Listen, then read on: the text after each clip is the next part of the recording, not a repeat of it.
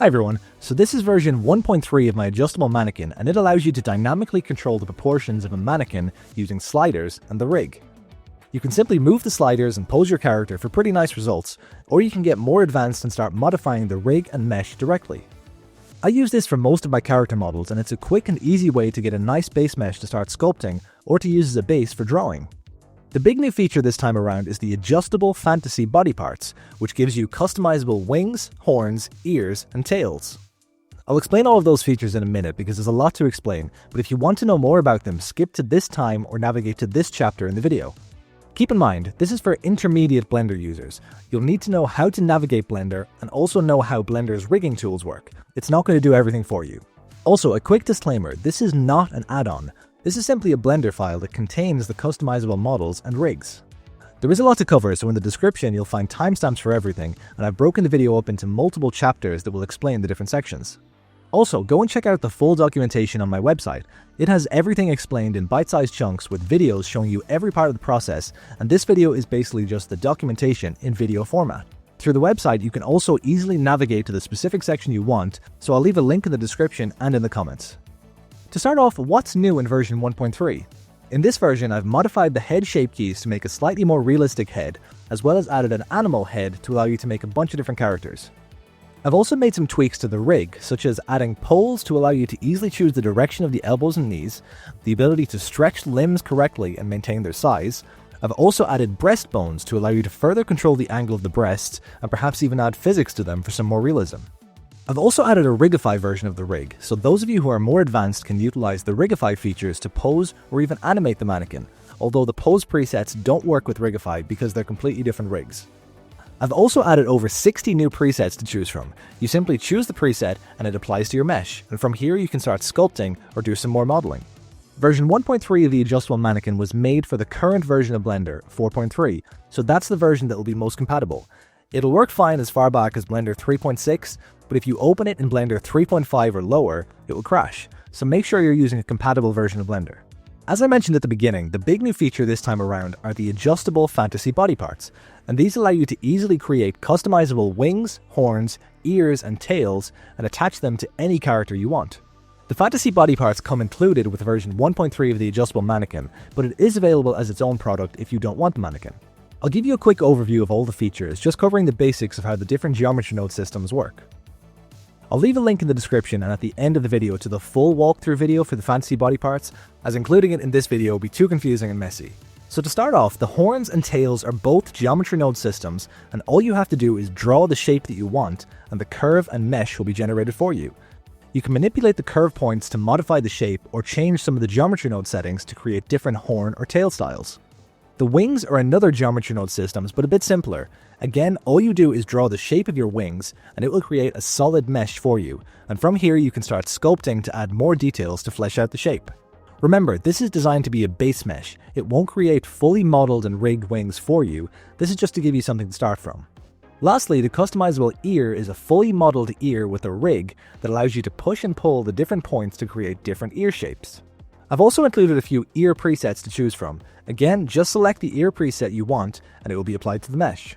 As I mentioned, if you want a more detailed explanation of the fantasy body parts, go check out the walkthrough video, the link's in the description. Now let's learn how to use the rig. The rig is set up using IK. This means we only need to move the ends of the limbs, and the arms and legs will bend based on the positions of the hands or feet. The main parts of the body you need to move to pose your character are the head, hands, feet, and hips. The entire rig is designed to be stretched and manipulated so you can move, rotate, or scale any of the bones, and this will allow you to create some more varied characters. The arms and legs are slightly different as you don't need to manipulate these bones in most cases. To pose the arms, select the hand bone and move, rotate, or scale it. You should automatically see the arm bend. If the arm isn't bending in the right direction, you can move the pole bone, which are the spheres behind the limbs, and this will change the rotation of the arm. These are pole bones, and these are special bones in IK rigs that tell the rig which way it should be pointing, otherwise Blender will just guess and sometimes it can be wrong.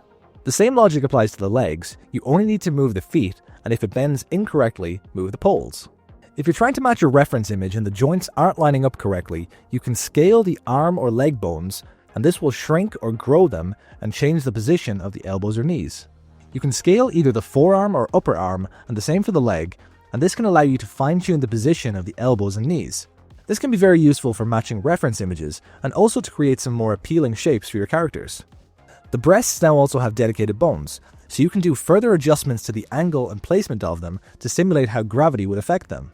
You can potentially also use an add-on like wiggle bones to actually simulate gravity in physics for you. The breastbones will work with the slider turned all the way down, but it may look a little bit weird, so it works best with the breast slider turned up. The rig uses a custom menu that controls shape keys, which changes the body shape of the character. When you open the Blender file, you'll see this menu floating above the mannequin. To interact with it, click the menu and it will turn orange, then in the top left corner, enter Pose Mode. The menu is a rig, which is a special Blender object that allows us to animate. Now if you select any of the circles, you can press G to move them and drag your mouse left or right. Now let's walk through all the different sliders. The head style slider controls the design of the head. By default, the mesh uses a Loomis head, which is a very popular base head shape for artists. By turning the slider up, the head changes to a more realistic proportioned head, and then to a basic animal head. The shoulder width slider controls how wide the shoulders are. It actually moves the shoulder bones, so you might need to move the hands to fix any IK problems. The shoulder angle slider controls the shape of the shoulders. This is to emulate the bulky trapezius muscles that you see in a lot of strong characters. Using this in combination with the shoulder and neck controls can allow you to create some very strong looking characters. The next few are fairly basic. The neck slider controls how wide the neck is, the arm slider controls the size of the arms, and the breast slider controls the size of the breasts. The breasts angle slider controls the angle of the breasts. This will be proportionate to the size of the breasts. If the breasts are smaller, the angle slider won't have as much effect. The torso slider controls how wide the torso is. This is useful in combination with the shoulder or belly controls to create bulky characters. The belly slider controls the size of the belly. Use this in combination with the torso controls to create heavier characters. The hip slider controls the width of the hips. This is useful in combination with the legs control to create more feminine characters. And finally, the leg control controls the size of the legs. The last two sliders affect the material of the model. The muscle group slider allows you to enable a muscle group texture so you can easily distinguish different parts of the body, which will be useful for drawing. The guideline slider enables a texture with reference lines all over the body showing you center lines for each body part, again useful for drawing. In version 1.3 I've added some more pose presets using Blender's pose library. In the asset browser you can go to the catalog AM Poses and you'll see all of the pose presets. In pose mode with nothing selected, you can then double click on any of the pose presets and it'll change the rig. If you want a pose to only affect a certain part of the model, you can select a section of the model, then select your pose. The pose will only apply to the selected bones. There are 5 categories of poses and these are all color coded. These are action poses, hand poses, lying poses, sitting poses, and sitting on chair poses. The presets have tags attached to them so you can easily search for different types of poses. You can filter by using the search bar at the top of the asset browser. You can search for any of the categories of poses, so action, hand, lying, sitting chair, and along with these there are weapon poses, and these also have the type of weapon that is being used, such as gun, sword, staff, or bow. As mentioned above, some of the presets are made using weapons or other props, and these can be found in the Preset Objects collection in the Outliner. You can enable the different objects to suit your character's pose, and by default they all have an object constraint so the character will hold them and they'll follow the movement of the rig. If you want to move the weapon into a different hand or place it on the body, you can skip to this time in the video where I explain how to use object constraints. The main way to use the mannequin is by importing it into a new scene, and we can do this very easily with the asset library. In version 1.3 I've set up the mannequin as an asset, so simply drag and drop it into your scene.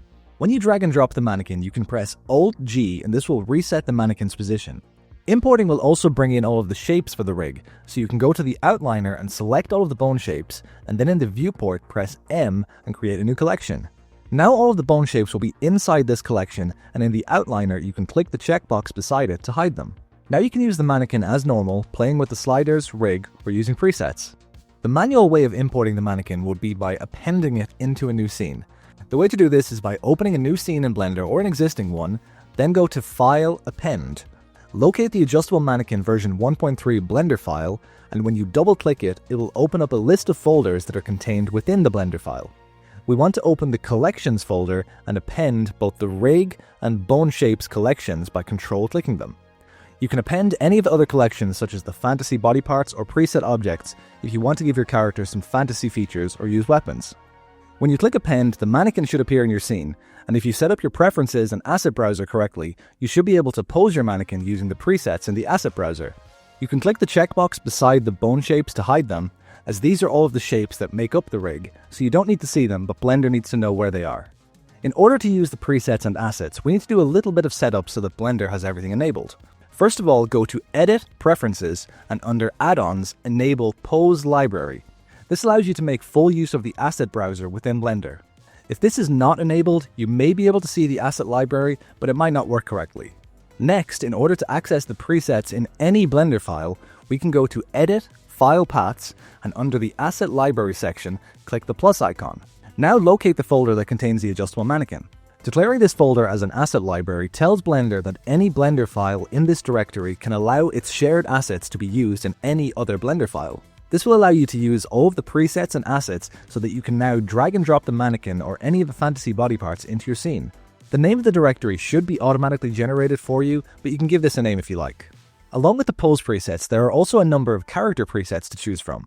You can find these in the AM Characters catalog. These are all based on recognizable characters, and the names tell you what they are. I've also color-coded the models, so pink models are feminine and blue models are masculine. Like the pose presets, in pose mode, with nothing selected, you can then double-click on any of the character presets and it'll change the rig and model. Make sure to select a character preset before you choose a pose. The character presets save the position of the bones in order to change the character's proportions, so choosing a character preset after will just reset your pose. If you select just the sliders, then select a preset, this will work fine as the sliders don't change the position of the bones, they just change the shape keys. You can also right-click on any of the presets and choose Blend Pose, and this will allow you to blend between the poses. So you can have 50% Mario and 50% Peach for a character halfway between the two. You can also select certain bones or parts of the body, and then the character preset will only affect those selected areas. So you could take the slider settings from one character, or just the legs or body. Blending poses is a very quick way to adjust the height of your character. There are two presets, short and tall, and by blending either of these poses, you can create a short or tall character very quickly. Keep in mind that the pose presets were made with the default rig, so you'll probably need to make some adjustments for tall or short characters.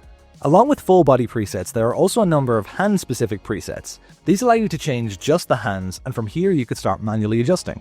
Like the full body presets, with nothing selected, when you double-click the hand pose, it will apply to both hands. If you want to change just one hand, just select the hand bones by drawing a box around them with the box selection tool, and then the preset will only apply to the selected hand. To easily pose the fingers, we can change the transform pivot point to individual origins. If we select a full finger, so the 3 finger bones, press or XX, and this will rotate the fingers on their local x-axis. And because we're now rotating each bone along its individual origins, if we move our mouse, the finger will curl in naturally or bend up in a stylized pointing gesture. This may look confusing as you'll see lots of red lines as Blender shows each bone's individual x-axis, but it will bend the fingers when you move your mouse. If there are some poses that you use regularly and want to save them as a preset, the process is fairly easy, but there are a few steps to complete. I've made a custom workspace that opens all of the necessary windows, and you can find this at the top of the screen called AM Workspace. First of all, in the Action Editor at the bottom of the screen, click the New button. If for some reason instead of New it says a name, then you can click the X button and the New button will appear. You can rename this to the name of your preset. If you want to follow the naming scheme of the existing presets, try and follow this kind of formatting so your presets will show up alongside the others. Now you can pose your character. You can spend as long as you need doing this. Take your time and make sure that the pose looks good from all angles. When the pose is finished, you can scrub to frame 0 in the Action Editor, then select the entire rig by drawing a box around it, and press I, and this will keyframe your pose. Make sure to just select the rig and not the sliders, as we only want the preset to pose the character, not change the body shape. Our action has now been completed, but to turn it into a preset, we need to mark it as an asset. Beside the name of the action, right-click the shield icon and select Mark as Asset. If you're in the AM workspace, you'll see the asset browser on the left of the screen update, and if you scroll, you'll find your preset. Now all we have to do is make a nice thumbnail for the preset. Back in object mode, if we press 0, it will bring us to camera view. Now we can move our viewport window and it will move the camera. This is because of a feature called Camera to View, which you can find under the View tab on the right of the viewport. Position your character nicely and you can enable the Scene Stuff collection, and this will bring in a background plane. To change the color of the mannequin, we can go to the material properties, and under the color section, you can choose one of the AM colors, which is a group containing all of the preset colors, so choose the color to match the type of preset you made. Now we can render our scene. The mannequin also has a solidify modifier enabled that gives it the black outline, and this is hidden in the viewport to make posing more efficient. Now we can save this image wherever you like, and when it's saved, go back to the asset browser, find your preset, and go to the preview section of the properties window. You'll see a file icon, select this, and choose your image. If you'd like, you can also add some custom tags to your presets. There are a couple of tags that I've used, such as weapon, gun, sword, bow, staff, and if you use any of these, you can filter for certain poses using the search bar at the top of the asset browser. If you want to create poses with weapons, there are some basic weapon objects in the preset objects collection, and you can enable these and make your character hold them, and then create your pose. If you're happy with the changes that you made using the sliders, you may want to make some further changes to the model, and we can do this in two ways. If you want to keep the sliders and the ability to change your character's proportions, simply select the basis shape key in the data tab and edit your mesh as normal. In other cases, you might want to remove the shape keys completely. With the mannequin selected, we can go to the data tab on the right, and here you'll see all of the shape keys that allow us to customize the model. On the right hand side there is a small arrow, press this and then choose New Shape from Mix. This will create a new shape key at the bottom. Now select the second last shape key, then press the minus button on the right to delete the shape key. Keep pressing this button until you're left with two shape keys, Basis and your new shape key. The mannequin should be back to default, but if you hover over the 0 next to the new shape key, we can click and drag to the right, and all of our previous shape key changes will appear again. Now if we select the Basis key, press the minus button twice to delete both shape keys, and this will remove all of them and leave you with your custom mesh that you can play with as normal. This mesh can now be edited, and it can also still move with the rig. However, the sliders will no longer work as we've deleted all of the shape keys. If you just want to use the model for a static sculpt, you can remove the shape keys and the rig. The easiest way to do this is to select the character, then right-click, Convert to Mesh. This will remove all of the shape keys and apply the armature modifier. The model is still parented to the rig object, so with the model selected, we can press Alt-P and choose Clear Parent and Keep Transformation. This will completely remove the model from the rig, and if you like, you can delete the rig and start sculpting or modeling. For a static sculpt, you'll need to remesh your model to turn it into one cohesive object. We can do this from the Data tab just below the Shape Keys section. In here you'll see voxel size, and this is the only setting you need to worry about. To remesh, simply click Voxel Remesh, and this will merge all of the pieces of the model into one using the voxel size as the resolution. If you're losing too much detail on your character's fingers, undo, then turn down the voxel size slowly, maybe halving the value each time until the fingers are still intact. From here you can start sculpting as normal, smoothing out all of the joints and adding your own details.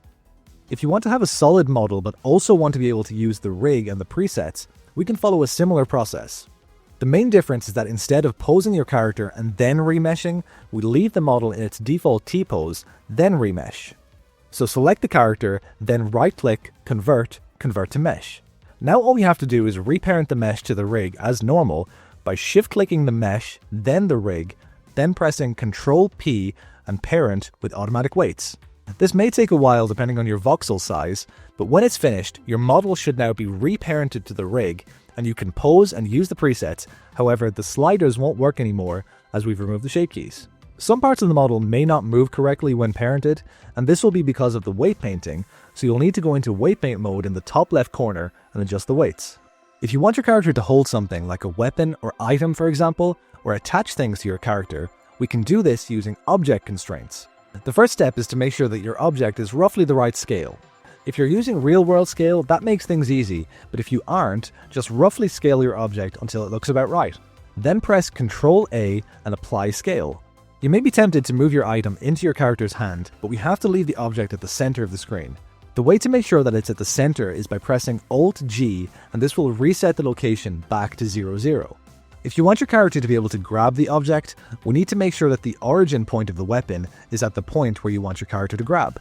So in edit mode, move your object so that the origin point, the orange dot, is on the handle or grip. Now we can add the constraint to the object. With your object selected, in the Properties tab on the right, go to the Constraints tab, and we want to add the child of constraint. You can use the eyedropper to select the rig, but make sure to select the rig, not the mannequin, as we want to attach the object to the hand bone. And then under the new bone section that appears, you can search for the bone that you want to attach to, in this case, hand.l. Your object should have moved near the hand, but it might not be perfect. In some cases, selecting Set Inverse or Clear Inverse can make this better. Now all we have to do is rotate and move our object in object mode until it sits perfectly in the hand. You can scale your object as well if it seems too big or small. Now when you move and rotate the hand bone, the object will be attached to it. If you want to have multiple mannequins in your scene and have them interacting, you can just duplicate both the rig and the mesh with Shift D. You can then move this new mannequin to the side. To give the new mannequin a different color, we can change the material settings. The easiest way to do this is just by clicking the number icon beside the name of the material. This will duplicate the material and make it unique. From here you can go to the color property and choose one of the AM colors on the right. These are all of the preset colors to allow you to keep the same color scheme as the existing presets. Alternatively, you can choose to remove the color, and this will give you the basic color wheel that you can adjust. Now we can pose our new character. In object mode, select both of the character's rigs, then enter pose mode. This will allow us to use both rigs at the same time, instead of toggling modes to select other rigs. If you want to use the preset poses or character presets, be aware that the presets will operate on the last selected rig. The rigs are still technically two separate objects, so we need to select one first to tell Blender what object we are working on. In the top left of your screen, you should see the active object and bone, and when switching rigs, you'll see this change from adjustable mannequin to adjustable mannequin.001. To create more fantastical characters with multiple heads or limbs, we can duplicate the rig and mesh. Then press Shift H so we only see the new mesh. This is almost exactly the same as making multiple characters, however this time instead of using the second character as a full mannequin, we'll be deleting certain parts of the body. Your second mannequin is going to be the source for the different limbs or heads, so you can go into edit mode of the mesh and delete all of the extra parts of the body. An easy way to delete these is by hovering over them and pressing L. This will activate linked selection mode, which will select the whole piece. If you like, you can also go into edit mode of the rig and delete the extra bones, and this will leave you with just the bones for the new body parts. Be careful deleting some of the spine bones, as the arms and legs are parented to them, so it may not work correctly if you delete certain bones. Pressing Alt-H will bring back the main model. Now if you select both the original rig and your new rig and enter pose mode, you can start posing the new body parts as well. This rigging setup is not designed for animation. This is purely for quick concept art and sculpting. In order to animate your model correctly, you would need to make a custom rig that includes all of the extra limbs and body parts that you need. If you want to use the mannequin for drawing reference, you can do this really easily. First of all, pose your character using the rig controls or choose a preset. Enable the guidelines texture by turning up the slider. This will give us center lines for all of the different body parts. Choose your camera angle, so go to the properties panel by pressing N, then enable camera to view. Now if we press 0, we can move the camera and choose our camera angle. You can choose the aspect ratio and resolution of your image by changing the resolution of the file, and for more varied results, you can also change the focal length of the camera. This can give you either a very zoomed or very wide angle look. Finally, set up your scene lighting, and now simply render your scene with F12 and save it wherever you like. Now just import your image into whatever software you use, so Photoshop, Krita, Procreate, Clip Studio Paint, and start drawing. You can use it purely as reference, or use it as a basis and trace over it, adding your own details. We're using Blender, so don't be afraid to mess with the model. You'll see in my example of Bulma from Dragon Ball Z, I've actually just downloaded a model of Bulma and stole the head from it and replaced the default mannequin head. I also adjusted the mesh slightly, giving her some shoulder pads and added a very basic skirt shape. So pick out the major features for your character design. Maybe they have horns or specific clothing or accessories, and model them using primitive shapes. Then with these features in place, you can use it as a basis for drawing. It'll still take some work to get it to look like a finished piece, but it definitely helps, and it can be a great learning tool as well, to teach you how different parts of the model are affected by light and shadow, and how perspective affects your character. If you want to exaggerate the model, you can do so in edit mode, or you can use the shape key settings to double the effect of the sliders. Choose a character preset or move the sliders, and when you're happy, go to the shape key settings and click the arrow on the right and select New Shape from Mix. This will create a new shape key that contains all of the shape key changes, so turning this up will double the effect of the shape keys. And you can easily do this multiple times if you want to create very exaggerated characters.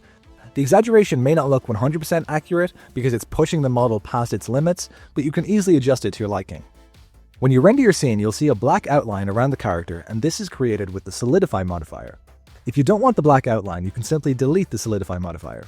The modifier is hidden in the viewport as when posing it affects performance. You can enable it if you want to change the outline, but hide it when posing to improve performance. You can change the thickness of the outline in the Solidify settings by changing the thickness. If you want to change the color, you can go to the material properties and you'll see a material called Cycles Outline. From here you can change the color. Normal EV backface culling materials don't work in Cycles, so this has a little bit of shader magic to allow us to create the same effect in Cycles. If you're a little bit more advanced, you can make use of the Rigify version of the rig to pose or animate the mannequin. As well as having the sliders to control your character's body proportions, you'll have access to all of the Rigify features. If you want to use the rig and sliders at the same time, you can select both of them and then enter pose mode. The two rigs are technically separate objects, so Blender needs both of them to be selected. With the menu selected, you can move the sliders or use some of the character presets that you can find in the asset browser, and this will change the sliders for you, but it won't change the rig. When you first open the Blender file, you may encounter this warning. Rigify is a built-in Blender add-on, and it runs a Python script to set things up, and this is what Blender is warning you about. For now, you can click Allow Execution, but whenever you open the file, it will give you the warning, so you can click Permanently Allow Execution of Scripts. I won't explain everything about Rigify because there's a lot to it, but I'll walk through the basics. One of the main benefits of Rigify is that it gives you easy access to bone layers while using the rig. So in the Properties panel, you can see the Rigify menu and all of the layers. You can enable all of these, and your rig will become quite messy because you're seeing every single control. However, you can just choose the ones you want to work on, and that's all you'll see. It's very convenient for making more advanced poses or animations, as you can get into really fine details, but when you're finished, you can hide those details and make the bigger motions. Like the regular mannequin rig, you can select any of these bones and controls and move, scale, or rotate them to make your poses. If you like, you can go and watch some dedicated Rigify tutorials because there's a lot to it, and you can make custom rigs with any kind of controls that you want. Okay, now let's go over some troubleshooting and frequently asked questions. I can't open the Blender file. Blender keeps crashing. The adjustable mannequin is only compatible with the newest version of Blender, so 4.3, but it will work as far back as 3.6. If you open it in an older version of Blender, Blender will crash. So if you double-click the adjustable mannequin file and Blender immediately crashes, it's because you're using an incompatible version of Blender. I can't move the mannequin or the sliders. The adjustable mannequin uses a rig to pose the character and move the sliders. A rig is a special type of object in Blender that allows us to animate and move bones. Make sure you enter pose mode in the top left corner of the screen, as explained at this time in the video. I can't use the presets. The presets were created using Blender's asset library, and this needs to be enabled in the preferences. You can find the explanation at this time in the video. In the future, this may be enabled by default, but for now you have to enable it in the preferences. Can I use this character for a game or animation, or for commercial use? Yes, you can, if you've changed it enough. You can't just take the default mannequin and use it as the main character for your game, although if you use the mannequin as the basis and give it hair, clothing, armor, etc., then that's fine. I know that was a long video, but there was a lot to cover. I think I've covered everything that I can possibly think of, and if I forgot to mention something, I'll include it in the documentation on my website. So hopefully now you know how to use the adjustable mannequin and the fantasy body parts, and it should help with creating your characters. Anyway, thanks for watching, and I'll see you in the next video.